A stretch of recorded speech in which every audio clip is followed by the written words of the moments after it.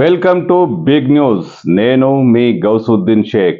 ఉన్నదే రాస్తా, చూసిందే చెప్తా.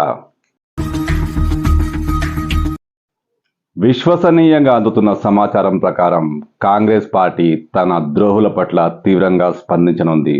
గత ఎన్నికల్లో కాంగ్రెస్ పార్టీకి ద్రోహం చేసి బీఆర్ఎస్ పంచన చేరి అక్కడ మంత్రి పదవులు పొందిన వారి పట్ల కాంగ్రెస్ పార్టీ కఠినంగా వ్యవహరించనుంది.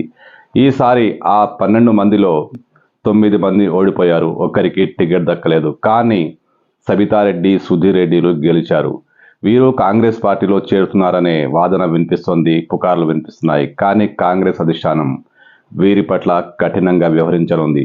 ఎట్టి పరిస్థితిలో వీరికి కాంగ్రెస్ పార్టీలో ఎంట్రీ దక్కకూడదని అధిష్టానం ఓ కీలక నిర్ణయం తీసుకుందని విశ్వసనీయ సమాచారం. గత శాసనసభ ఎన్నికల్లో కాంగ్రెస్ పార్టీ క్లిష్టమైన పరిస్థితిలో ఉన్నప్పుడు కొంతమంది పార్టీని వదిలి వెళ్లిపోయారు. మొత్తం 12 మంది ఎమ్మెల్యేలు కాంగ్రెస్ పార్టీని వీడి బీఆర్ఎస్ తీర్థం పుచ్చుకున్నారు. వారిలో మహేశ్వరం నియోజకవర్గం ఎమ్మెల్యే సబితారెడ్డి కూడా ఉన్నారు. ఆమె పార్టీ మారగానే ఆమెకి మంత్రి పదవి వచ్చింది. ఇదే విధంగా దేవిరెడ్డి, సుధీర్ రెడ్డి కూడా కాంగ్రెస్ నుంచి బీఆర్ఎస్ పంచన చేరారు. కానీ ఈసారి ఎన్నికల్లో వారికి ప్రజలు గట్టి గుణపాఠం నేర్పారు. అందరూ ఓడిపోయారు. సబితారెడ్డి, దేవిరెడ్డి, సుధీర్ రెడ్డి తప్ప. హైదరాబాద్లో కాంగ్రెస్ను కాదని జనాలు బీఆర్ఎస్ను కోరుకున్నారు. బీఆర్ఎస్ హవా కొనసాగింది.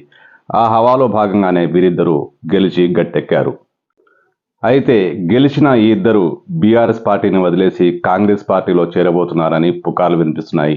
సబితారెడ్డి ఖచ్చితంగా కాంగ్రెస్ పార్టీ కండువా కప్పుకుంటారని జనాలు చెప్పుకుంటున్నారు. కార్యకర్తలు భయపడుతున్నారు. ఇదే విధంగా దేవిరెడ్డి, సుధీర్ రెడ్డి కూడా ఆయనపై కూడా ఇలాంటి అపవాదులు వస్తున్నాయి, ఇలాంటి ఆరోపణలు వస్తున్నాయి. ఆయన బీఆర్ఎస్ను వదిలేసి కాంగ్రెస్ పంచన చేరతారని. కానీ దేవిరెడ్డి, సుధీర్ రెడ్డి అలాంటిదేం లేదని ఖండించారు. సబితారెడ్డి మాత్రం మౌనంగానే ఉన్నారు. అయితే ప్రజలు, ముఖ్యంగా కాంగ్రెస్ కార్యకర్తలు వీరిద్దరిని పార్టీలోకి తీసుకోవద్దని చాలా కాలంగా డిమాండ్ చేస్తున్నారు. అధిష్టానంపై ఒత్తిడి చేస్తున్నారు. కానీ అధిష్టానం కూడా వీరి పట్ల సానుకూలంగా లేదు. వీరి డోర్లు క్లోజ్ అయినట్టే. ముఖ్యంగా సీఎం రేవంత్ రెడ్డి పార్టీ ద్రోహుల పట్ల చాలా సీరియస్గా ఉన్నారు. గతంలో ఆయన ఆ 12 మందిపై చట్టబద్ధమైన చర్యలు తీసుకోవాలని డీజీపీకి ఫిర్యాదు చేసిన విషయం తెలిసిందే. ఈసారి ఎన్నికల్లో ఆ 12 మందిని ఖచ్చితంగా ఓడించాలని రేవంత్ రెడ్డి వ్యూహం పన్నారు. అందుకు అనుగుణంగానే బలమైన అభ్యర్థులను రంగంలో దించారు. 9 మంది ఓడిపోయారు. 2 మాత్రం గెలిచారు. గెలిచిన తర్వాత వీళ్ళు పార్టీ మారతారని ఊహాగానాలు బలంగా వినిపిస్తున్న నేపథ్యంలో ముఖ్యమంత్రి రేవంత్ రెడ్డి తమ పార్టీ వర్గాలకు స్పష్టంగా చెప్పేసినట్లు సమాచారం. పార్టీ ద్రోహులను ఎవరిని మళ్ళీ లోపలికి రానివ్వమని, వారికి డోర్లు క్లోజ్ అయ్యాయని చెప్పినట్లు విశ్వసనీయ సమాచారం.